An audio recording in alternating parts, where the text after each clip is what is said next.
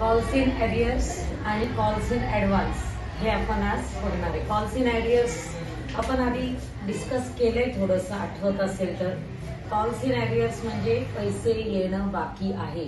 जेव्हा issue of shares होतात, allotment होतं, फर्स्ट कॉल होतो, पैसे मागितले जातात, तर काही लोक पैसे देत नाही.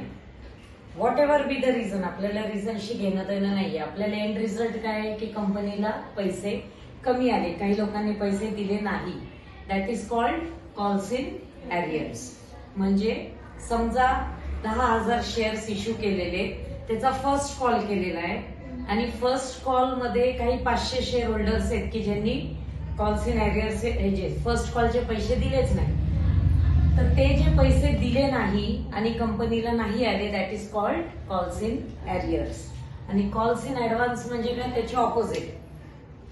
की अलॉटमेंट, समजा फॉर एक्झाम्पल अलॉटमेंटच्या वेळेलाच काही लोक अशी असतात की चल जाऊ दे, जरी कंपनीने नाही मागितलं तरी फर्स्ट कॉलचे पैसे पण देऊन टाकले. अजून फर्स्ट कॉल पण केलेले नाही, आत्ताशी तर अलॉटमेंटचे पैसे गोळा होत आहेत. आणि त्याच वेळेला काही लोक असे असतात की ठीक आहे कधीतरी द्यायचंच आहे, सो अलॉटमेंटच्या वेळेलाच ते काय करतात, त्यांचे फर्स्ट कॉलचं पण पेमेंट करून टाकतात न मागताच, बिफोर टाइम. त्याला म्हणतात calls in advance.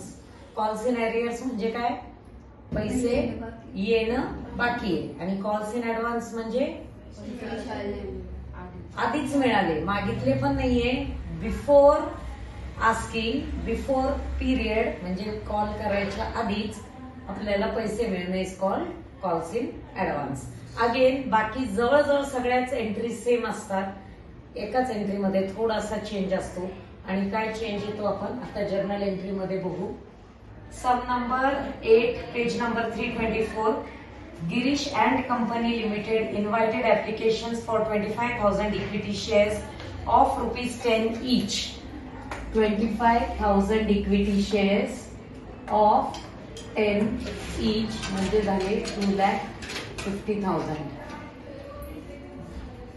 Payable as 2.50 on application.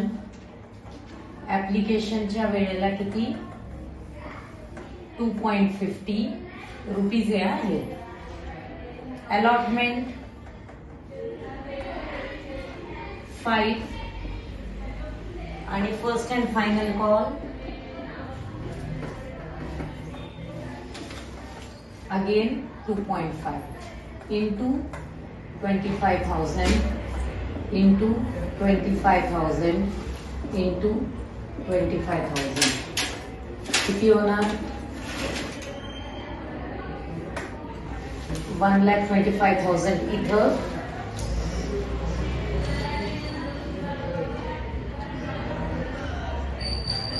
62,500 इथं.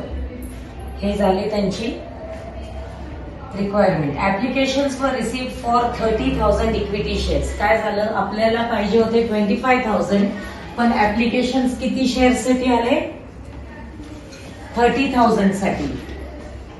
30,000 साठी ऍप्लिकेशन्स आले. सो ऍक्च्युअल कॅश किती मिळाली आपल्याला, मग 75,000.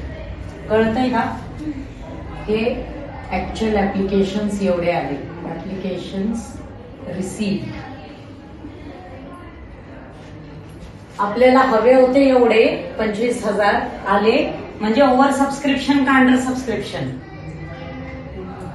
ओव्हर सबस्क्रिप्शन झालं ना. किती ओव्हर सबस्क्रिप्शन झालं, 5,000 शेअर्सचं ओव्हर सबस्क्रिप्शन झालं. म्हणजे एक्स्ट्रा पैसे काय करणार आपण आता बघू.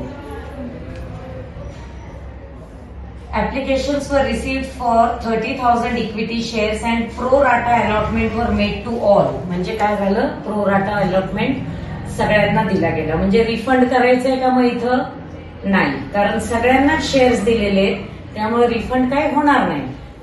मग बाकीचे जे एक्स्ट्रा पैसे ते कुठे ऍडजस्ट करायचे, अलॉटमेंटला. बरोबर, आपण कुठे ऍडजस्ट करणार, अलॉटमेंटला. पुढे all the money was duly received accept first and final call on 2,500 equity shares. हा वेगळा फॅक्टर झाला. 2,500 इक्विटी शेअर्स होते, त्याचं काय झालं, फर्स्ट अँड फायनल कॉलचे पैसे आले नाहीत. 2.5 म्हणजे किती येणार 6250 एवढे पैसे not received of first and final call असं त्यांनी हा सम एकंदरीत आपला असा आहे. याच्याप्रमाणे आपल्याला जर्नल एंट्रीज करायची. तर ऍप्लिकेशनची फर्स्ट एंट्री नेहमीप्रमाणे काय येणार bank account debit to equity share application किती येणार 75,000 का 62,500 75,000 कारण आपल्याला ऍक्च्युअल मिळाले किती 75,000. Second entry transfer to capital account equity share application debit to equity share capital ऍप्लिकेशनची अमाऊंट 75,000 आहे. इक्विटी शेअर कॅपिटल आणि उरलेली अमाऊंट कुठे जाणार अलॉटमेंटला कारण ओव्हर सबस्क्रिप्शन असल्यामुळं राहिलेली आपण अलॉटमेंटला ऍडजस्ट करतो. So equity share allotment amount किती येणार आता आपल्याला रिक्वायर्ड होतं इथं 62,500 आणि उरलेली अमाऊंट 12,500 आपली जाणार अलॉटमेंटला. मग ज्या वेळेला अलॉटमेंटचे पैसे येणार त्यावेळेला आपल्याला 1,25,000 मिळणार का 12,500 मायनस करून अमाऊंट मिळणार 12,500 मायनस करून मिळणार कारण 12,500 आपल्याला ऍडव्हान्स ऑलरेडी मिळालेले. नाव अलॉटमेंट इक्विटी शेअर सांगा अलॉटमेंट अकाउंट डेबिट किती येणार 1,25,000 कारण अलॉटमेंट केलं to equity share capital 1,25,000. Allotment झाल्यावर नेक्स्ट स्टेज असती पैसे येण्याची पैसे कंपनीला मिळण्याची. सो कंपनीला किती पैसे मिळणार bank account debit to equity share allotment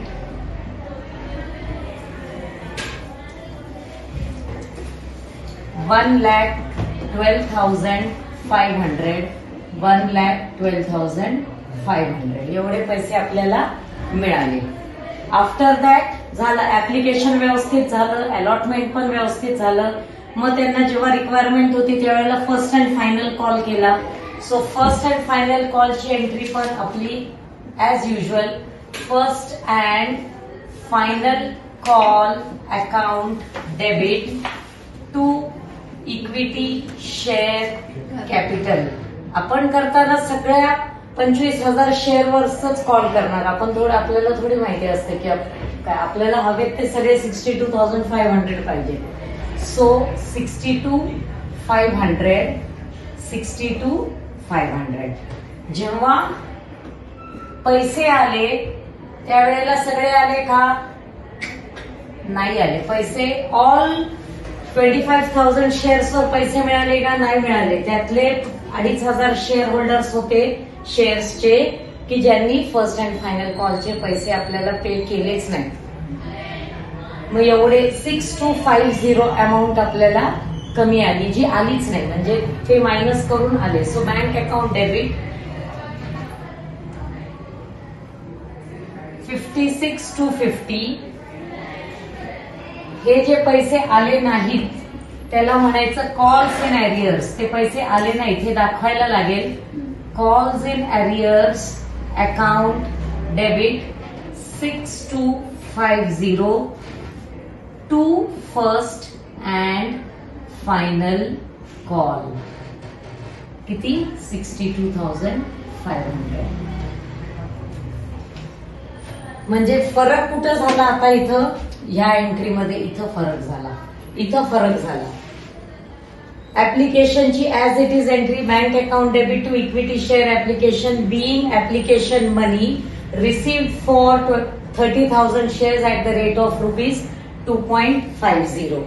इथं transferred application amount to share capital and excess amount transfer to allotment. मग नंतर अलॉटमेंट केला. So being allotment made for 25,000 shares at the rate of ₹5 per share. इथं being allotment money received. Being first and final call made for 25,000 shares at the rate of ₹2.5 per share. इथं लिहिताना तुम्ही लिहिणार being money received for किती येणार 22,500 shares and balance amount showed as call in arrears. ते नाही लिहिलं पुढचं तरी चालतं, जेवढे पैसे आले तेवढं लिहिलं तरी चालतं. तर एकूण फरक कुठं झाला, आपल्याला इथं कॉल्स इन अरियर्स दाखवायला लागतं. आता हीच एंट्री दुसऱ्या पद्धतीने पण केली जाते, म्हणजेच काय स्प्लिट एंट्री. हे आपण कंबाईंड केली ना. Bank account debit 56 to 52 first and final call. Calls in arrears account debit to first and final call. असे 2 एंट्रीज पण तुम्ही करू शकता. पण it's better to do single entry. फरक फक्त एवढाच आहे, इथंच आहे. Calls in arrears account debit एवढं वाढतं इथं. बाकी सगळ्या एंट्रीज सेम आहेत. ओके.